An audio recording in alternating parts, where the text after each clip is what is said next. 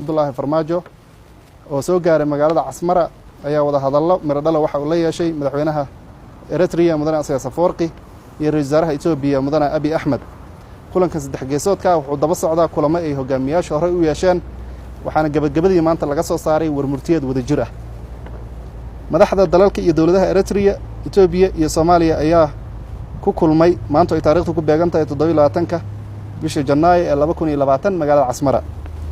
saddexda hogaamiye waxa ay yeesheen wada hadallo toos ah oo qoto dheer oo ku aadan xaaladaha ka taagan dalalkooda, iskaashiga saddex geesoodka ah ee u dhaxeeya iyo arrimaha ka soo cusboonaaday gobolka Geeska Afrika. hogaamiyaashu waxay mar kale ku celiyeen sida ay uga go'an tahay heshiiska saddex geesoodka ah ee ay saxiixeen bishii Sebtembar ee sanadkii 2018 waxayna dib u eegeen waxyaabihii ka soo baxay dadaaladooda wadajirka ah ee ku aadan hirgelintooda.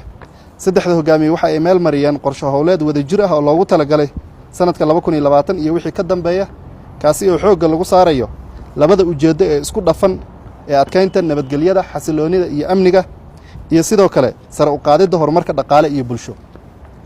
waxa ay sidoo kale ku heshiiyeen inay dardar geliyaan dadaaladooda wadajirka ah si kor loogu qaado iskaashi heer gobol ah oo wax ku ool ah.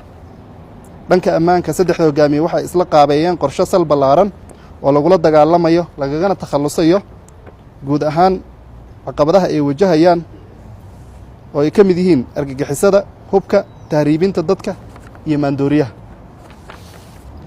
dhanka horumarinta dhaqaale iyo bulsheed waxay isku waafaqeen inay mudnaanta siiyaan abaabulidda kheyraadka bini'aadan iyo kan dabiiciga ah ee faraha badan iyaga oo dhisaya, casriyeynaya, iskuna xiraya kaabayaasha dhaqaalaha iyo waaxyaha adeegyada iyo wax soo saarkaba. waxay sidoo kale muujiyeen sida ay uga mahadinayaan diyaarna ugu yihiin la shaqaynta saaxiibadooda iyo daneeyayaashooda iyadoo lagu salaynayo is-ixtiraamid iyo kala faa'iidaysi siman. saddexda hogaamiye waxay isku raaceen inay si dhow ula tashadaan walaalahooda iyo madaxda dawladaha kale si loo xaqiijiyo iyo didiilada dadkooda u qabaan helidda iskaashi dhex mara Geeska Afrika oo wax ku ool ah.